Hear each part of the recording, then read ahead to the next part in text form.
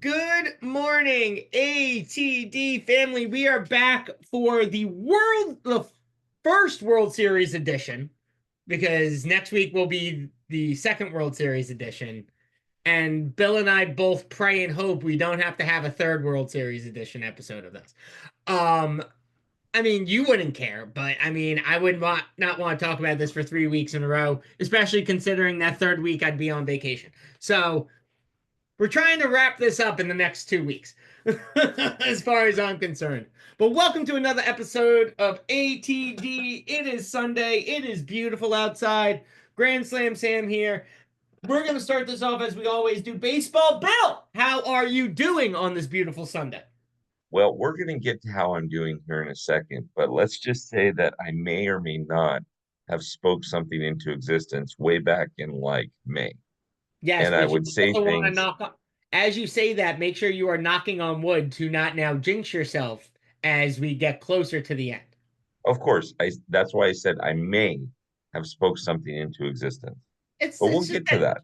It's that juju thing, though. You always got to knock on wood and throw away the superstitions. Take that salt, throw it over the right shoulder. It's the kind of thing you Yeah. got. Or knock on wood and say, fastball, That's right. slider. We're going to start this up. We've had a lot of unfortunate losses this season, not just teams losing and getting knocked out of, contention, but we've had a lot of personal losses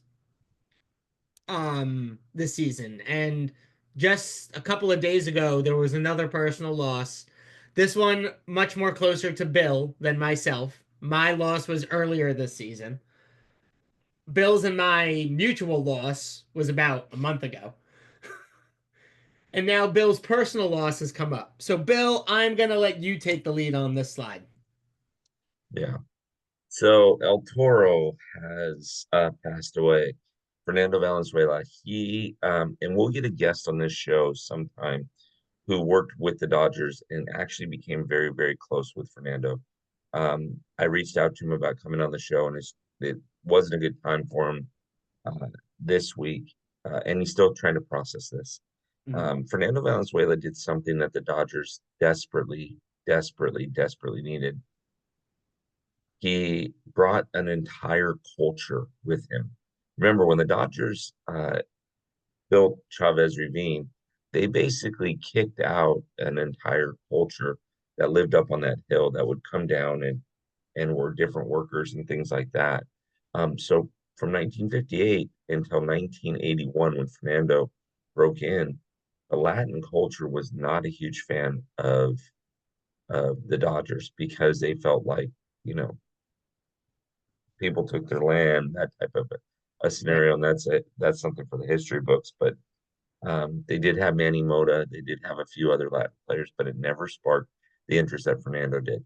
Fernando had an amazing career, as you can see the stats here.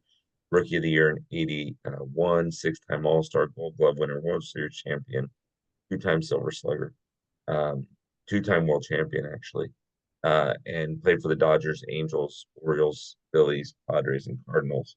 Um, he Fernando, I remember 1981 when he broke in and when Fernando Mania happened, it was insane.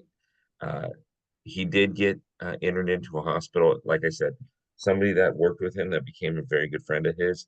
He and I were talking um, a week ago Saturday after our softball game here in Orange County, and he said Fernando never goes to the hospital, so it must be something serious.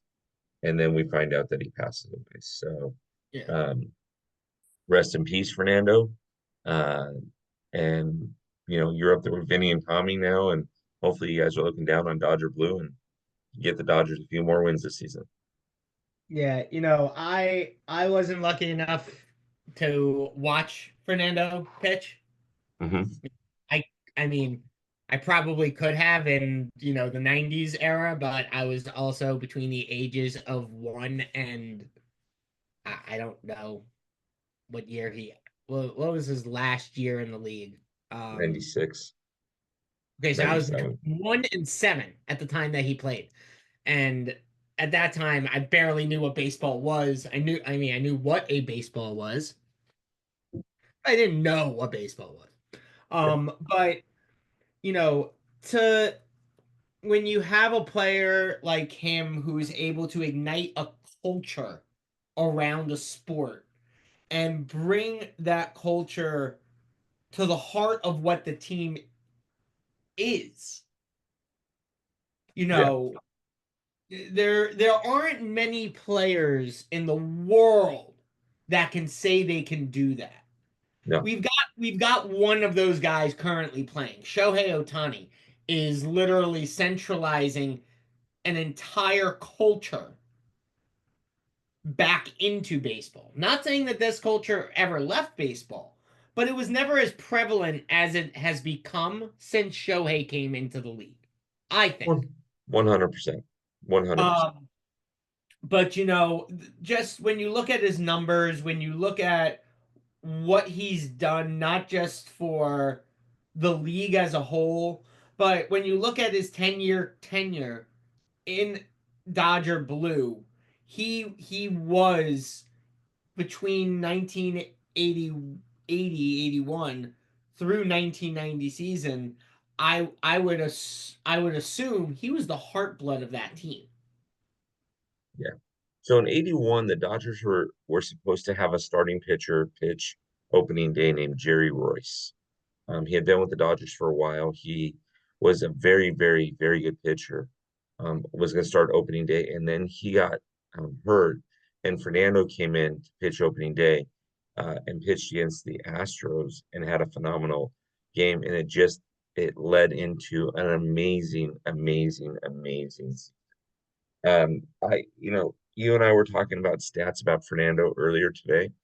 Uh, 1986, Fernando had 20 complete games. You'll never see that ever again. You'll probably And see that and then in a player's entire career. You could see that in a player's entire career, but you'll never see that in a single season again. 100%, And I think 100%. that's an important thing to point out that just the way the game has changed so much over Yep, the last 30 years, 35 years. I mean, take it back to like the early 70s and 60s. I mean, those guys maybe got 2 days off before they were pitching again. And most of the time, they went out and pitched complete games. I would say right towards the end of the 80s, going into the 90s, that's when you started to see a transformation when it came to pitchers and their longevity in games and things like that. But yeah, you know, to have a pitcher pitch 20 complete games in a single season, that's insane. 100%, I'm surprised he 100%. didn't need shoulder surgery after that season. No, he kept bouncing back. He had a great career. He had a great career. Uh, Threw a no-hitter in 1990 for the Dodgers. yeah, Won World Series in 81 and 88. yeah. I mean, at Bill. I mean, you already said it. Rest in peace, Fernando. The Dodger fan base will miss you obviously tremendously, and they are playing for you in this World Series at this point. But I think baseball as a whole is gonna miss what Fernando has brought to the game. I mean, just when you look at the teams he's played for, he's touched the spectrum of teams. So he is a loss that will definitely hurt the baseball world.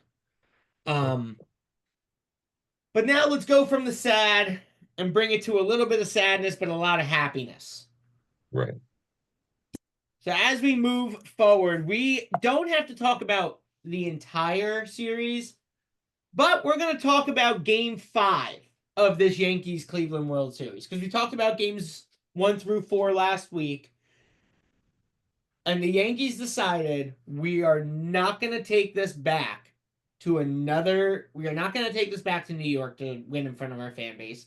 We're just going to shut them down here and send us on a beautiful plane ride home with some championship trophies. So, what was it about the Yankees just coming out and winning this game that just made that state? Like, what was the statement they were just trying to make? So the game was 2-2, and then Juan Dancing Soto hit his 3-run home run.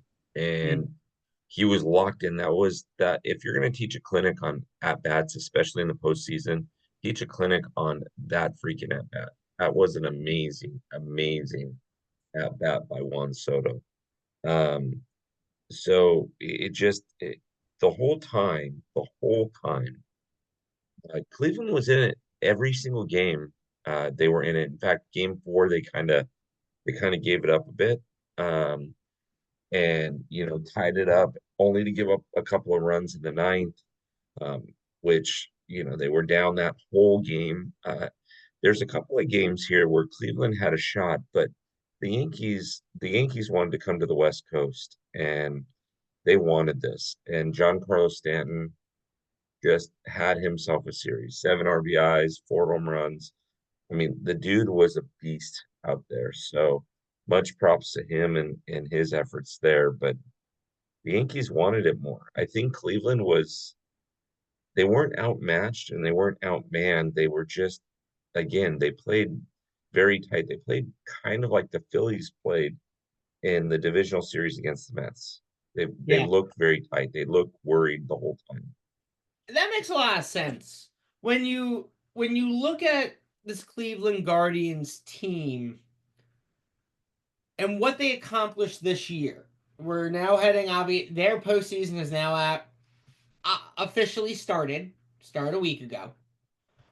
Where do you see them going from here? Do you see them being able to keep doing what they did this year and repeat it next year? Do you see this Cleveland Guardians team taking a step back and, the Royals now kind of overstepping and taking over in that sense, and the Twins coming into play? Detroit showing up, because again, this look, again, more than happy to admit it. This Cleveland Guardians were in a division I thought was going to be won by a team that had less than 81 wins. So I was so off track. I'm not going to make that type of prediction again.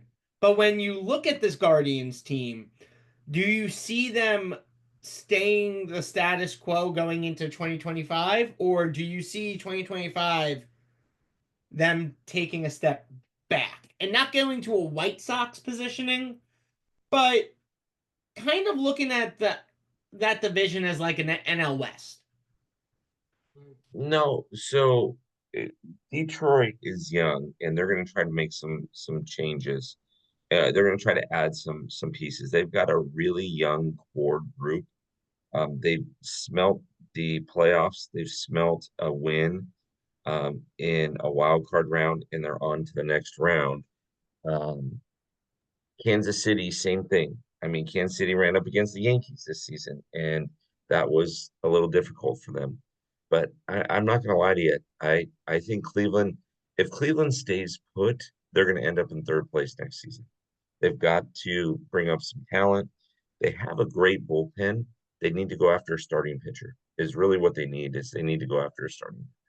So we'll see how that plays itself out. I mean, you could see a three pony race in that division, and you might see something that will go down to the last week of the season.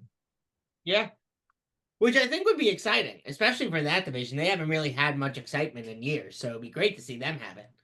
Um, to kind of wrap this up, Cleveland, you guys had such an incredible year. I think we can both attest Yeah. Cleveland's year was something no one thought of. I mean, I don't think any of us thought the White Sox would end with 120 losses, let alone the Cleveland Guardians winning the American League Central. Like, I think we can both agree that those were two shockers that we both had. Considering I think we both said the White Sox were going to win that division and the Guardians were going to end in fourth place at the beginning of the year. Yep. So, as Bill said, look at some pitching this offseason. Bring up some youth. You got to get some of these younger guys that you have in your farm system that are, in that top 50 talent into the big leagues. Is the only way you guys are going to keep growing. But heck of a season. You should be patting yourselves on the back, enjoying your time off. But the Yankees are moving on to the World Series. Let's go. Let's go. Let's go. Now we're talking about Bill's excitement. So Bill, take me through it. Take me through it. We Um, need to you talk kind about, by the way, game 6. We've gone through games 1 and 5 last week. mhm. Yeah, you go back to the ravine. All pressure really, all pressure really is on the Mets. It's elimination. But the Dodgers know A, they have a bullpen game this game, and B, more importantly, they know that they don't want to go to a game 7 because it's all hands on deck. The Yankees have already clinched the their ticket to the World Series. They're going to have some time off, and so it is one of those scenarios where you must get a win. I'm just trying to pull something up here. You must get a win, and they got their win. Uh, Mind you, it happened. The Dodgers scored two. The Mets came out and they scored early. They scored a run early, and they got a pitch count up high on Michael Kopech. Michael Kopech was scheduled to go 4 or 5 outs, but after his pitch count, he could not go more than an inning, go get 3 outs. The Dodgers countered with Tommy Edman getting a 2-run double. And then after that, it was over. Dodgers scored 3 in the third. Obviously, Tommy Edman went yard in that aspect of it.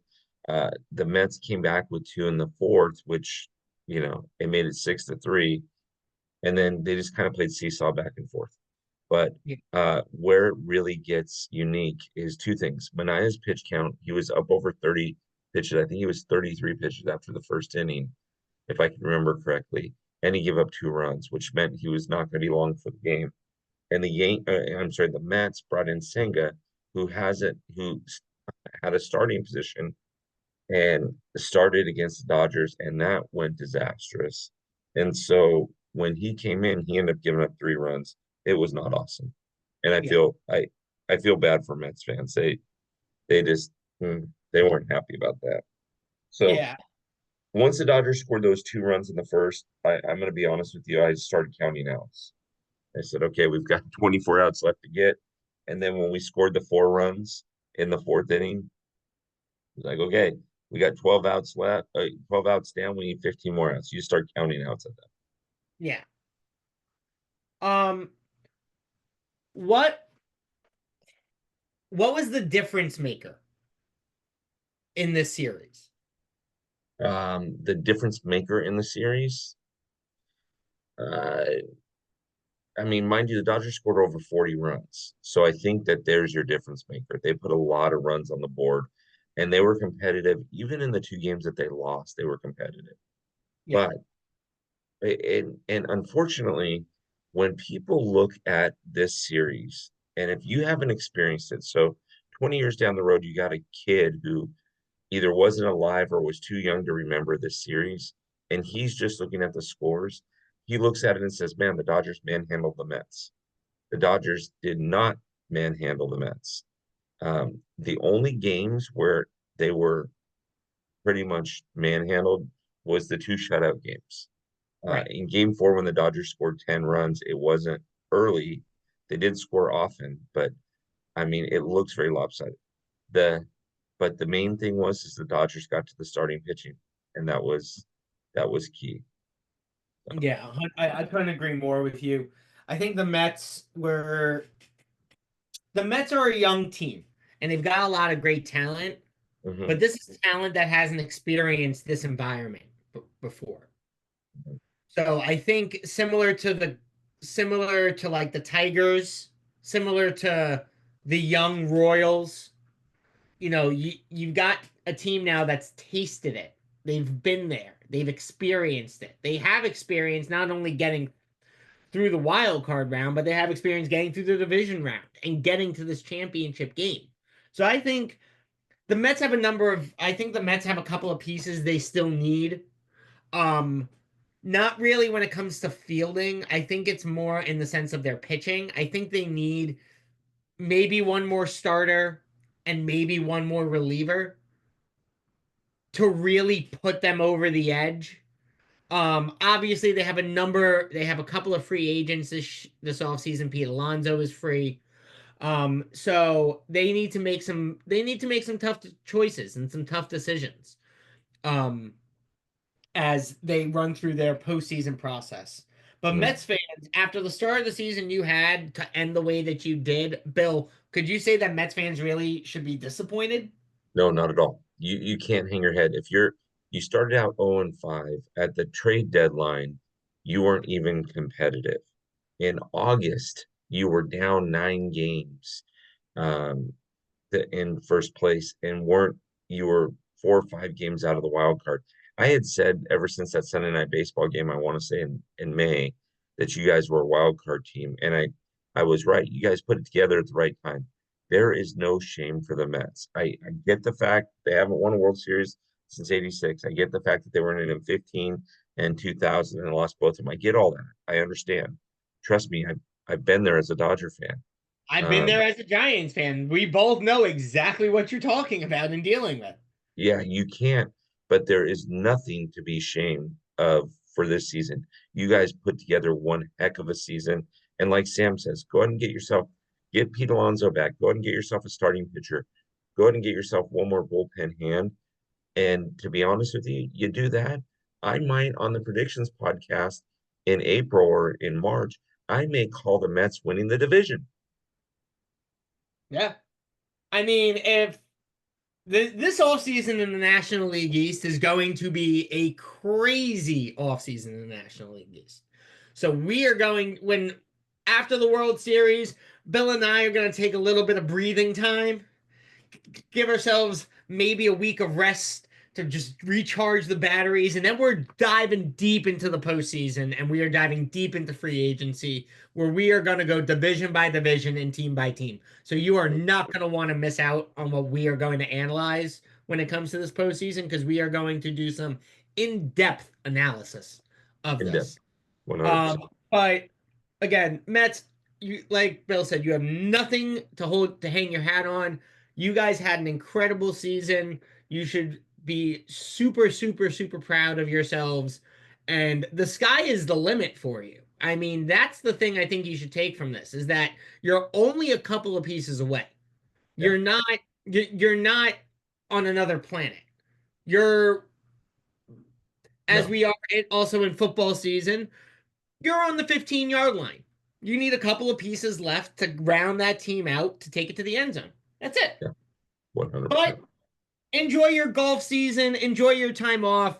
The Dodgers are moving on to the World Series. Let's go. And as Let's we talk go. about the World Series, we are already 2 games in. And man, oh man, were these 2 games in the World Series crazy to watch. Bill, Yes. these are your this is a World Series that the baseball world has been waiting 40 years for to happen again, Yeah. approximately, maybe 43.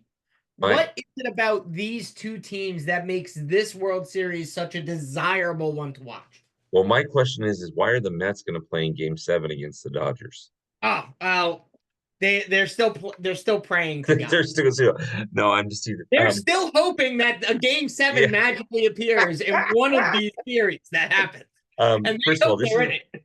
this is an incredible graphic, but I have to tell you, Game 1 was amazing.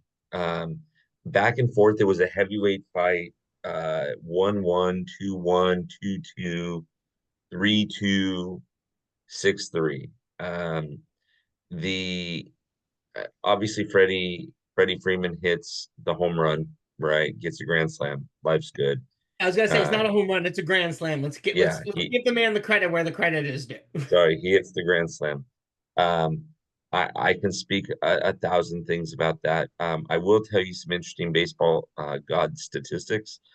Freddie Freeman hit that home run at 8:37 at night. Uh, Kurt Gibson in 1988 hit his walk-off home run at 8:37 at night. We talked about Fernando Valenzuela. He passed away at age 63. What was the final score of Game 1? 6. 3-6. So he Yeah, wasn't 6-3. 36 anymore. He Six was to three. So, anyways, fun stuff there. What a game.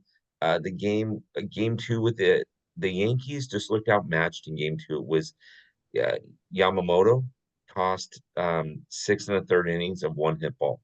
The Yankees did make a threat in the ninth inning, but it ended the game with the game being bases loaded.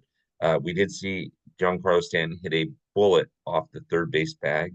Yes, off the third base bag. So listen, this is a heavyweight fight. This is going to go into the later rounds. I do not expect the Dodgers to sweep this World Series.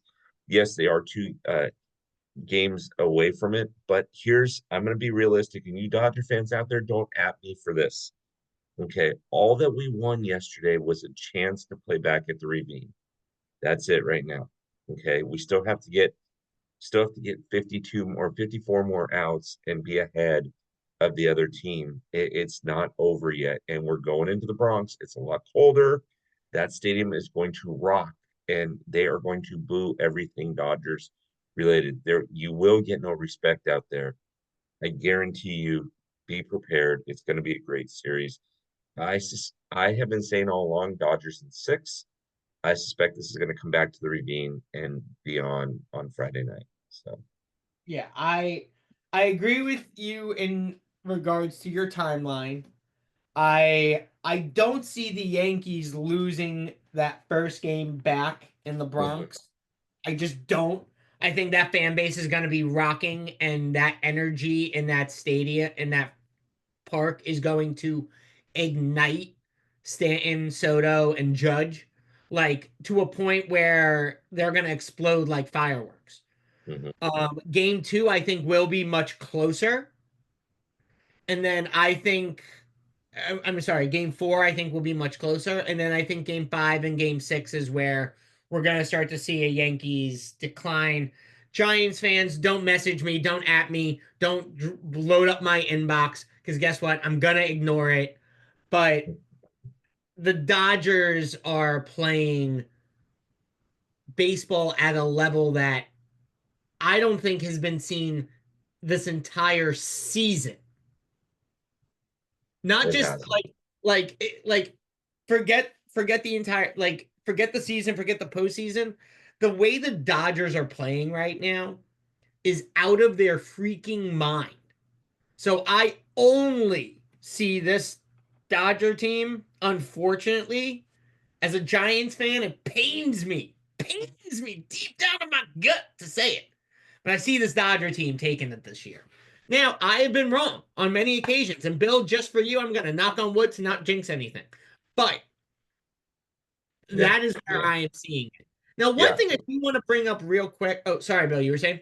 I was just gonna say I agree with your assessment. I think the Yankees win game three. If the Dodgers can win game four, that makes game five, game six, and game seven all elimination games for the Yankees. That puts the pressure on them to succeed. Remember the Dodgers did win two in New York against the Mets. They took two out of three there.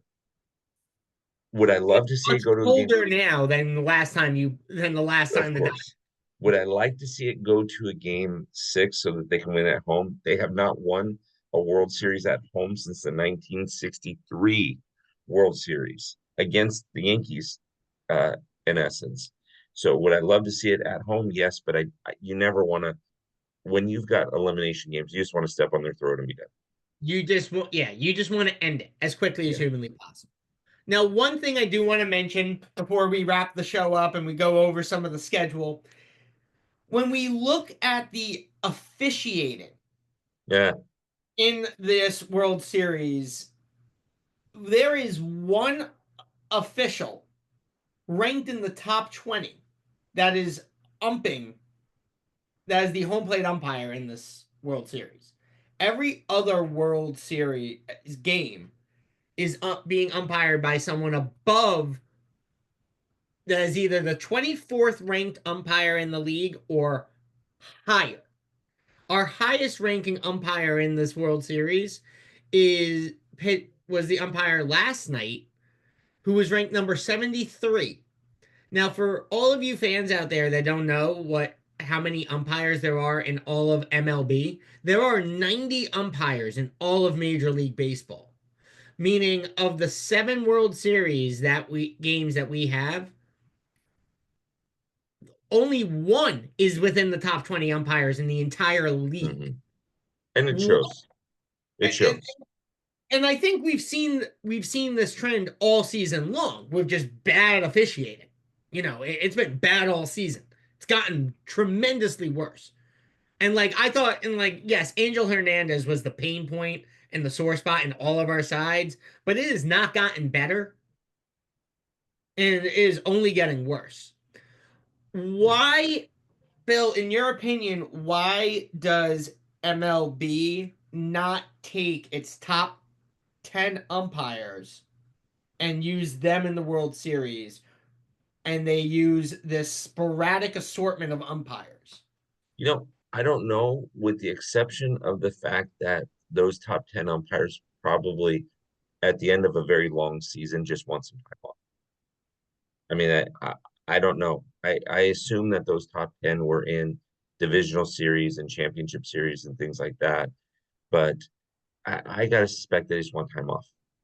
As a Um, baseball fan, wouldn't you assume that MLB would be putting their least ranked umpires in those shorter series to save their best umpires for the best series? of course, of course. I mean, I looked up salaries of these guys, right? Starting out, you start out between 120 and $150,000 as an umpire.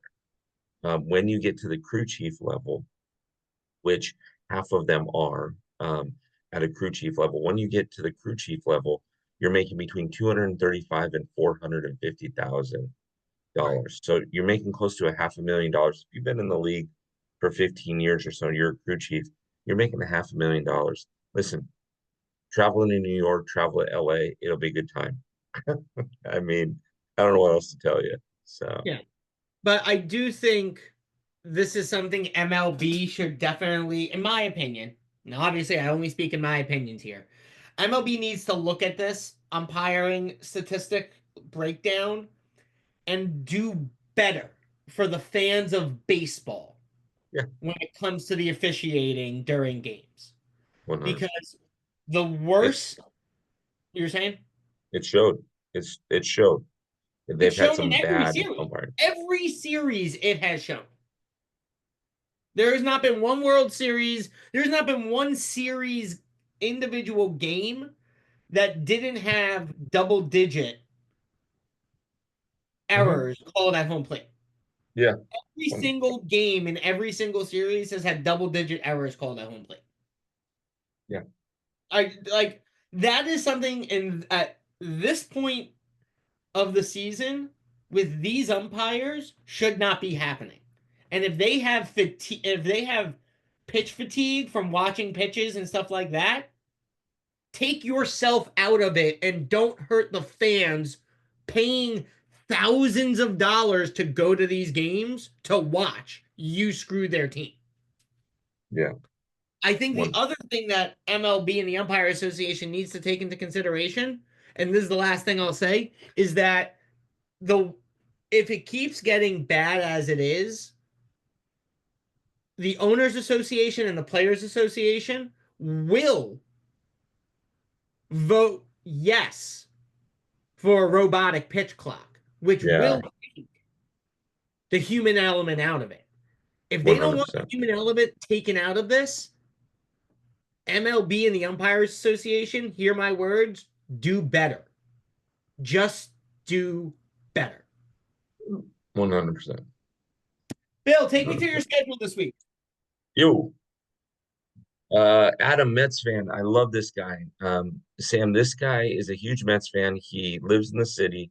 He walks to work sometimes with his Mets hat on, and he looks for Yankee fans and he takes pictures with Yankees fans. Jeff is a Braves fan. He also worked in the game. He was a scout for the Angels and the Brewers for a while. A lot of fun talking to him. Tracy, a Dodger fan, first time on the podcast. Jen, we've had her on before. She breaks down the 2024 Mets season, and then Mikey is going to give you an assessment of the Dodger series or Oh, the so Dodger season excited to hear Mikey's assessment of the Dodger series. I see it every day during the regular series on his Instagram. on his Instagram. That's Let's right. just add some more of Mikey's postseason wrap up to Yeah, live. hey, gotta give him love. What about All on right. IG Live and X? Okay, so Monday morning, typically I do Monday morning ITL, but I'm actually off tomorrow or off on Monday, I'm sorry, and I will not be there. Wednesday, Would You Rather, we'll have a guest for that. Friday, Megan will be back with a World Series edition and probably have a few people on. Um, on Monday night, Ashley and I will be uh, talking. Ashley and I will be talking baseball, and we're going to kind of commentate the World Series for about an hour on X Spaces. So feel free to jump on that. Thursday is the at 7 p.m. is the it's sports talk, it's fan involved. So bring anything you want to talk about. You want to talk about football, you want to talk about tennis. If there was something that happened in a high school badminton game, come on in and talk to us. Pickleball is a hot sport right now, and you need to bring that to TFR so we can talk about it. Pickleball. As well, every Tuesday night, Bill and Megan get on X and they talk all things football. And if you have not been keeping track of not just this NFL season, but more importantly, this college football season, man, you are missing out because football in the college world is insane right now. Number ones are losing to number nobodies. You've got number 10s losing to number 96s. It is just an insane world, and we're all just living in it. So make sure you are checking out X Spaces on Tuesdays at 6 p.m. Pacific Standard Time to check out what Bill and Megan talk about when it comes to baseball. As always, make sure you are checking out TopFanRivalry.com for new articles, podcasts, merch. If you haven't joined the T-shirt club, make sure you get there. If you haven't gotten some of the awesome merch that they have, make sure you get there. If you haven't signed up for fan events yet, make sure you get there. Also, Top Fan Rivalry Fan Fest is coming up in just a couple of months. We are going to have so many more details once the season wraps up that we are going to share with you. So make sure you are checking it out here. Bill, you got any final words for the fans out there? Go, fight, win, As we always Dodgers. end it off, Bill, thank you for wrapping that up. Thank you so much for seeing us this week on ATD, and we will see you on the field next week. See you soon.